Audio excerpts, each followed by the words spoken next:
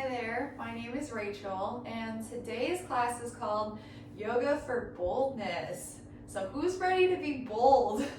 And what does boldness mean to you? When I think of boldness, I think of things like confidence, courage, and saying what you mean and meaning what you say, and having a clarity behind the words that you say, having an intentionality behind the words that you say. I also think about joyfulness. So hear me out. If you can think of a situation in your life where you feel inspired to take the lead, or you inspired to even lead others, or just head off into this unknown or this situation and spearhead something. Doing it joyfully is a great way to inspire others to follow you, and it's also a great way to happily go about the work that you feel emboldened and inspired to do. So when you're ready to practice this bold flavored yoga class with me, find a space, find a mat, and a cross-legged seat, and we'll begin with a brief meditation. If you have trouble sitting upright for a small length of time, you can always sit on a block or a bolster and relax the cross of your legs if you prefer.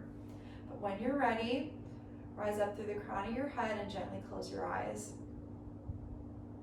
As you sink inward, noticing the breath as it flows in and out of the nose, causing the rib cage and the belly and the chest to lightly expand and contract. As you notice your thoughts from that third person perspective, the observer's perspective, maybe call to mind a situation or a moment that you would like to call in that boldness, embody that boldness.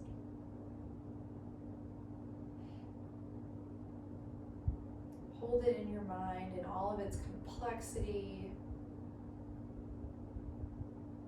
And I invite you today, as we practice, to leave behind maybe perhaps the negative thoughts surrounding the situation. Perhaps it's a situation that you've been pondering over for some time, you're not quite sure how you feel about it, or you have big emotions surrounding the situation.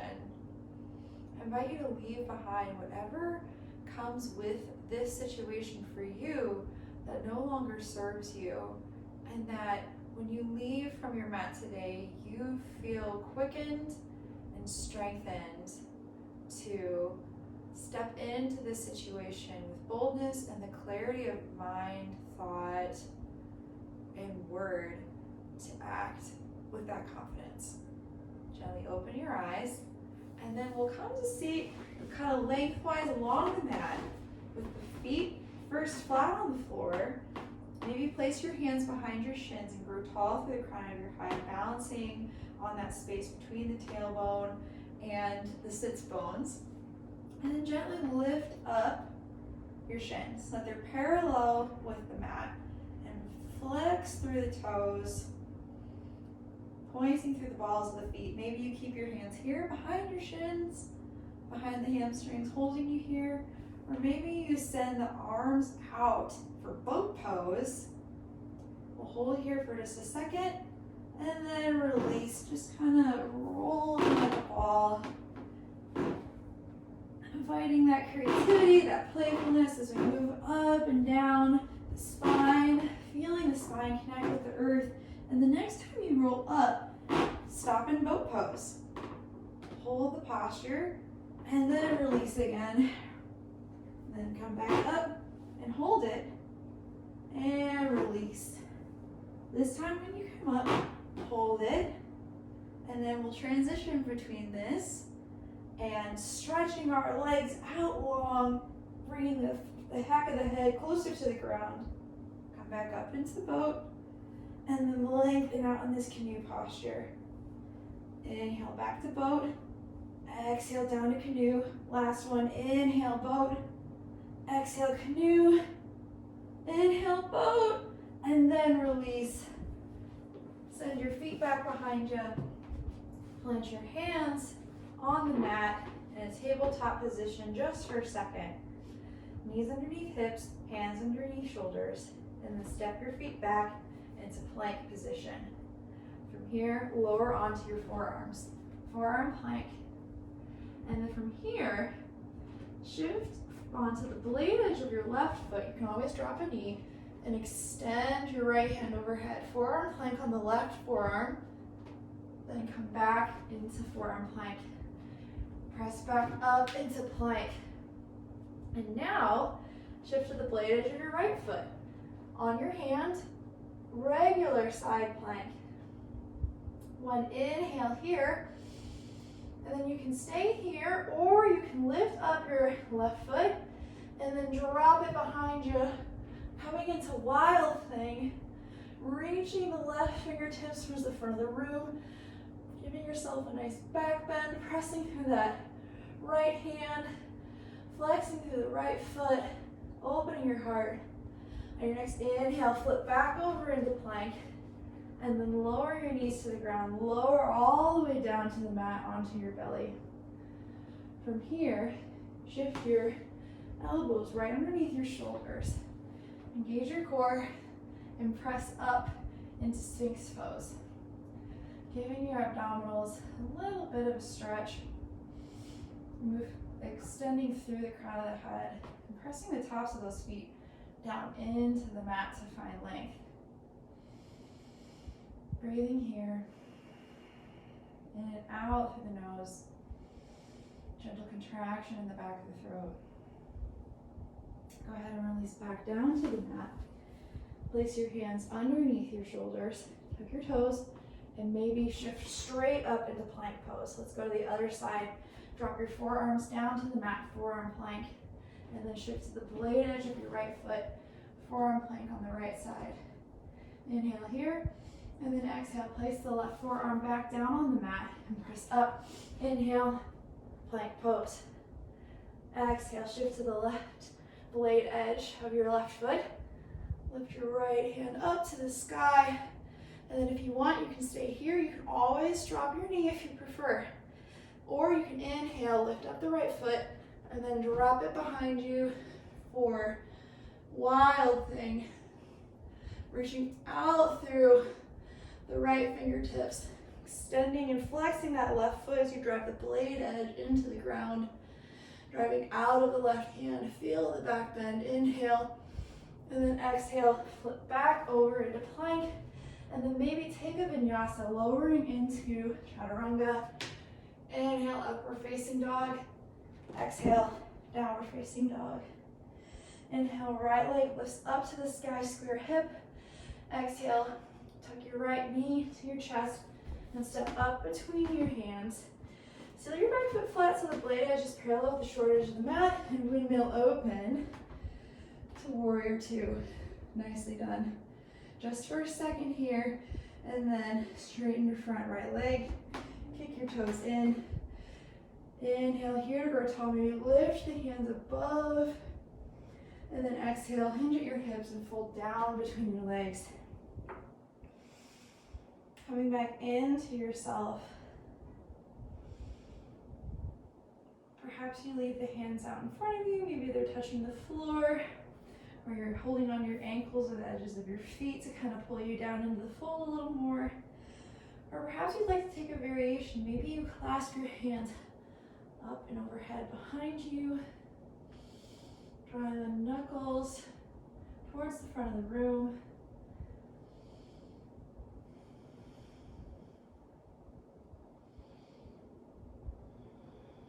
Coming in on yourself.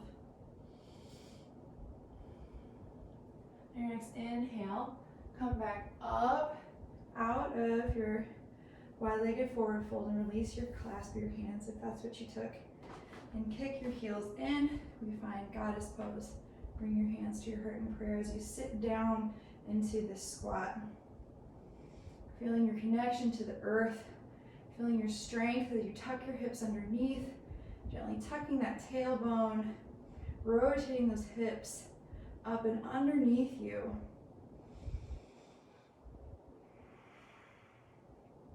Inhale, stand upright, extending the legs. Kick your heels out. Send your right toes forward and extend your arms out like a T. Inhale, straighten that right leg again. And then maybe heel toe your back foot in just a couple of inches. Inhale, kick your left hip to the back of the room as you gently lean forward and then completely fold from the side into your triangle posture. Once again, tucking down, especially this right hip as it tends to jut out as we lean out over the right leg in our triangle posture.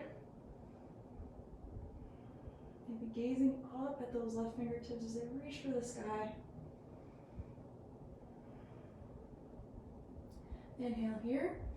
And then exhale, gaze down to your right toes. Aim your right hand maybe a foot in front of those toes. And then, taking that spot with your gaze to hold on to, lift up your back left foot, half moon pose. Take up space. Be expansive. And if you fall out of the posture, you daringly try something new. Just jump right back into your own degree. And you can always take a block and place it underneath this bottom right hand for some support, bringing the ground a little higher to you. One last inhale here. Exhale, bending the knee gently. Drop step the left toes back into warrior two. Inhale, draw the right hand up and back behind you. And then exhale, windmill your hands down to the mat. Step back into plank and take a vinyasa. Lowering into chaturanga. Inhale, upward facing dog. Exhale, downward facing dog. Inhale, left leg comes up and back behind you. And then exhale, draw the right knee in, step up between your hands, seal the back foot, and windmill your hands up into warrior two. Gaze out over those left fingertips. Feel your strength. Inhale here. And then exhale, straighten your left leg. And then bring the left toes in to be parallel with your right foot. Inhale here, maybe grow tall and lift the arms to the sky. And then exhale, fold down over your legs. Perhaps this time you take reverse prayer hands behind the back, Prastanjali, as you lean down between your feet.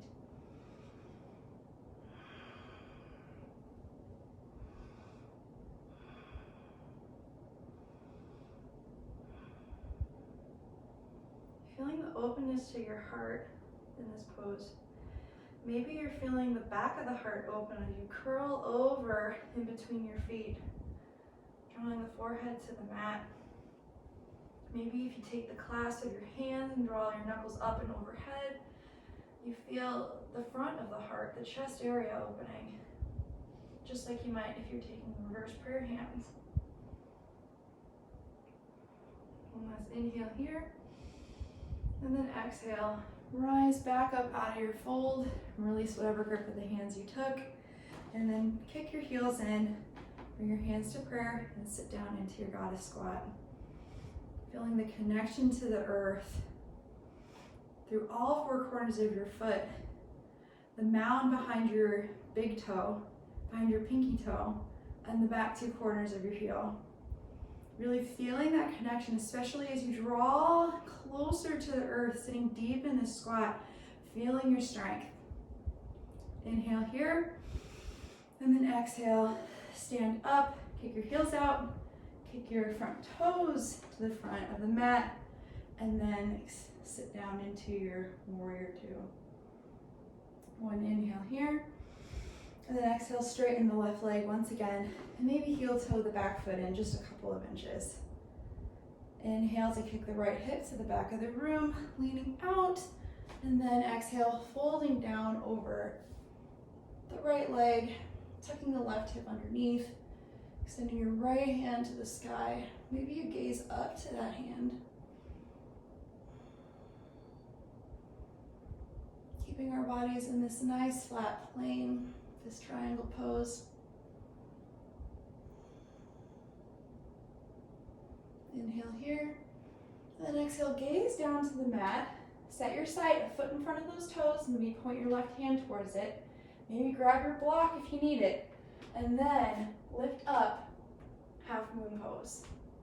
Flexing the right lifted foot, driving through that heel like we do in our three-legged dog. That straight leg, helping us to stay in this position. Holding on to that point with our gaze.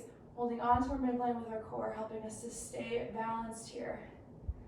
That strength that allows us to be bold and take up space. That steadiness of mind that allows us to take up space. Inhale here, and then exhale. Bend the left knee, drop, step back into warrior two. Spread wide, and then inhale, draw your left hand up and overhead. Exhale, windmill the hands down to the mat and take one last vinyasa. Following the rhythm of your breath. Inhale, shine that chest up and out for upward facing dog. Exhale, downward facing dog. And then release your knees down to the mat. Send your legs out in front of you. And come to rest your forearms on the floor, elbows underneath your shoulders, and then place your hands underneath your seat. You may even need to, depending on your body, begin to walk the forearms a little closer to your seat. From here, allow your head to fall back and then lift your heart up. Allow your head to rest down onto the mat. Maybe flare your elbows out a little bit to allow your head to make contact.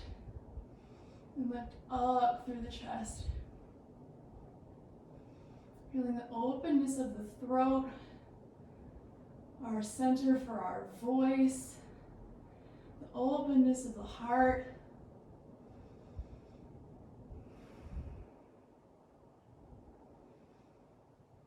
One last inhale here, and then exhale, release the crown of the head. Come down to lay flat and lay your arms out alongside your body. Feet slight open, palms facing up. Allow your body to grow heavy and to sink here. Taking our Shavasana after our practice. Allowing yourself to surrender in this moment. Noticing how you feel different in body, in mind, in spirit. Allowing the nutrients of your practice to seep in and to sink into your being. If you have a few moments to spare in Shavasana, I encourage you to be here and allow this posture to seal your practice. And when you're ready, come to sit in a cross-legged seat, much like we began our practice in. Maybe you roll up or simply sit up, or roll over to a fetal position, and then press yourself up to your cross-legged seat. Draw your hands to your heart.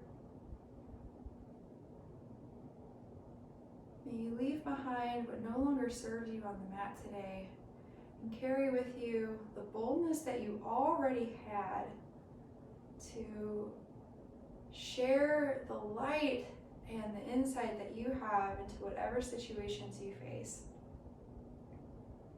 The light within me acknowledges the light within you. Namaste.